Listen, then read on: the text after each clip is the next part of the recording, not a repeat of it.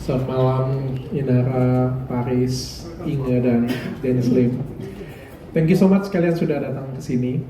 Kita langsung aja kali ya, supaya mempersingkat waktu ya. Jadi dari kejadian Inge Anugrah, dari kejadian Inara, saya belajar banyak hal. Wanita itu luar biasa ya. Ada seorang, ini bukan hanya Inge dan Inara ya, hampir semua masyarakat Indonesia wanita-wanitanya seperti itu ya. Ada orang yang sekolahnya S1 sampai S2, bahkan ada yang sampai S3. Ada yang S1 di Kanada, S2 di Australia, rela berkorban hanya mengabdikan diri untuk suami dan anak-anak. Bayangkan. Ada juga yang speknya bidadari, menutup dirinya dengan cadar untuk keluarganya, luar biasa banget ya, untuk keluarga dan Tuhan pastinya ya, luar biasa banget ya. Tapi ini bukan hanya mereka berdua, tapi di luar sana tuh banyak banget juga yang sekolahnya tinggi, lalu berhenti bekerja, tidak bekerja, untuk fokus pada anak-anak. Bukan masalah mereka tidak mampu, tapi mereka mau mengabdikan diri sepenuhnya. Tapi kadang-kadang ya, tidak semua pengorbanan kita itu dihargai semestinya. Sometimes kadang-kadang apa yang kita lakukan itu kadang kurang dihargai. Makanya itu menurut saya ada pentingnya untuk kita juga kasih dari ibu itu luar biasa, mengalir dari atas ke bawah. Tapi akan lebih baik kalau misal yang di atas kita isi terus, supaya apa? Supaya orang-orang juga menghargai kita. Ya. Supaya dari awal kita yang menghargai diri kita sendiri, kita yang selalu mengisi diri kita sendiri. Supaya apa? Supaya kita tetap bisa mengalirkan kasih ke bawah. Dan supaya kita tidak memohon untuk dihargai, tapi ini adalah suatu pembuktian dari kita sebenarnya kita mampu. Dan untuk itu momen hari ini seperti Inara beberapa 1 bulan yang lalu, saya juga ingin memberikan apresiasi kepada salah satu wanita hebat yang menurut saya, yang membuat saya pagi-pagi bangun pagi, saya melihat podcastnya dan saya terharu banget. Saya menitikkan air mata mengingat kasih ibu saya kepada saya yang tiada batas. Ini adalah satu simbol dari seorang ibu. Saya pikir semua ibu ya, yang rela berkorban untuk anak-anaknya. Walaupun sekolahnya luar biasa tinggi, walaupun bakat yang luar biasa besar, tapi tetap mengorbankan jiwa raga untuk anaknya. Dan untuk itu saya akan memberikan sebuah simbol untuk Inge, simbol sebagai wanita yang rela berkorban. Jadi Inge Anugrah ini adalah simbol dari wanita yang rela berkorban. Saya pikir semua wanita pasti akan rela berkorban untuk anaknya. Tapi hari ini Inge Anugrah akan mengisi dirinya untuk sesuatu yang baru, ya, sehingga akan membuat keluarganya akan lebih bangga untuk dia. Tepuk tangannya dong teman-teman. Oh nggak bisa ya, para pejuang konten lagi megang kamera, sorry ya. Dan di kesempatan ini juga saya langsung ingin menanyakan Inge Anugrah. Kebetulan saya punya posisi. Saya ingin menawarkan Inge Anugrah posisi sebagai Direktur Marketing di salah satu perusahaan saya, PT Athena Group Industri. Itu adalah perusahaan kosmetik yang baru ini saya launchingkan. Itu perusahaan kosmetik di mana, boleh sambil dipegang. Perusahaan kosmetik yang memproduksi skincare yang aman, ya. Dan saya jaminkan siapapun yang memproduksi di sana nanti kita akan audit ya. Kalau misalnya dia ada yang jual abal-abal, kita akan stop semua produksinya. Dan itu sudah jalan dari 2 minggu yang lalu. Dan saya menawarkan posisi sebagai Direktur Marketing PT Athena Group Industri untuk Inge. Karena saya melihat capable sekali ya. S1-nya itu di Kanada loh, luar biasa kan. S2-nya juga di Australia.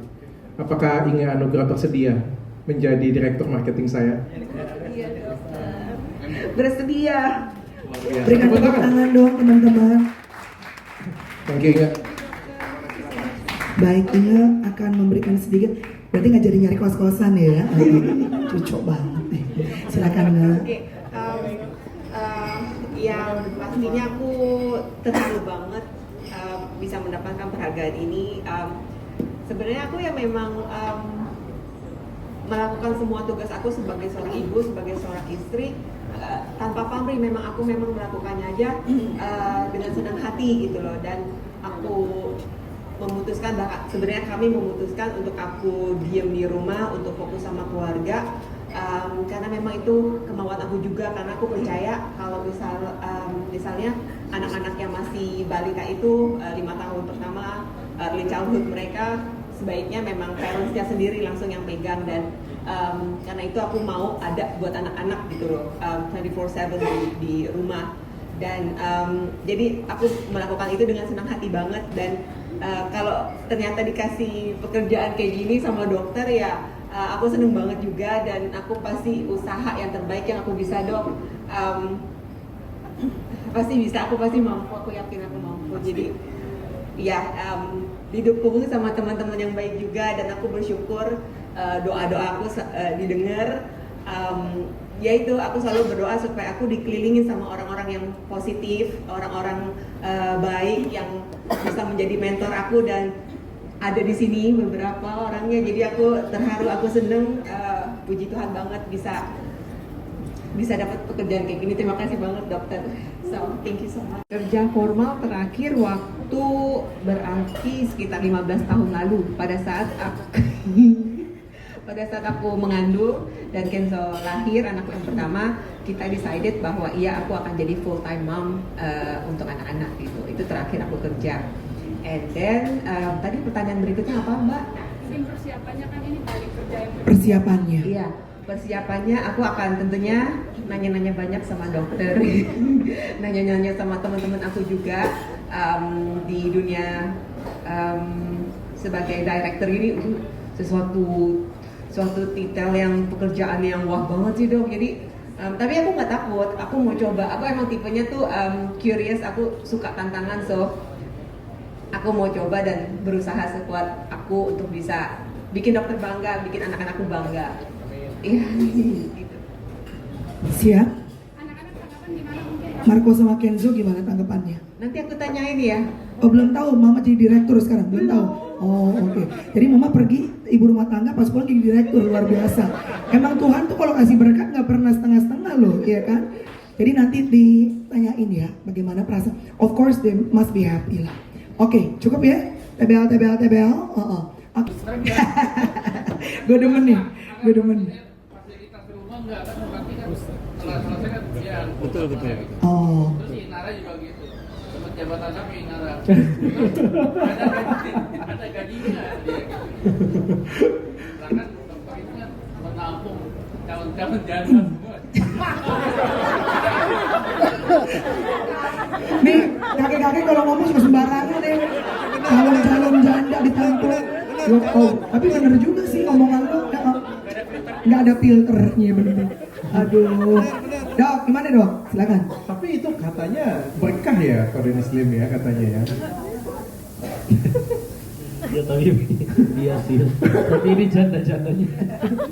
Masya Allah. Tapi yang penting kalau berbuat baik, niatnya baik, Allah yang balas tetap siap. Terima kasih. Pasti jadi manfaat.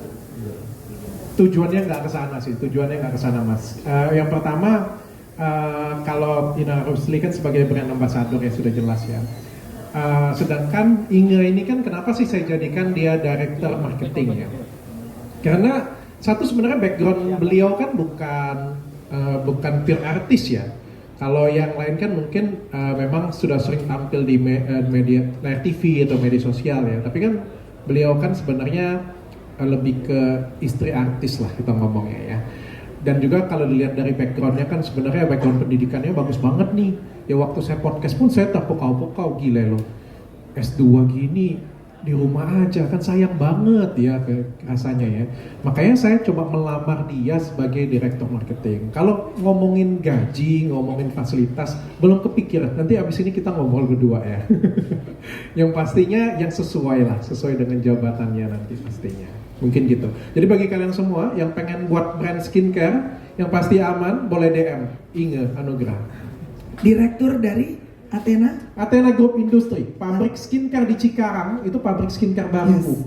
Jadi Athena kan klinik kecantikan, ada skincare-nya. Punya second brand-nya namanya Dr. Hand Skincare yang punya Bang Hotman Paris. Itu juga second brand-nya. Nah, karena dua-duanya ini cukup rame, viral dan laku, jadi kita bikin pabrik skincare. Baru sekitar 2 minggu, 3 minggu yang lalu baru saya resmikan Makanya ada posisi kosong nih direktur marketingnya. Dan situ juga ada timnya. Jadi Inga akan pimpin timnya nanti di sana. Inara sendiri dapat jabatan tuh. Inara sendiri dapat jabatan. Wah, nanya banyak banget ya. Bagus banget lagi pertanyaannya. Inara ada jabatan nggak dong? Brand Ambassador dia. BA.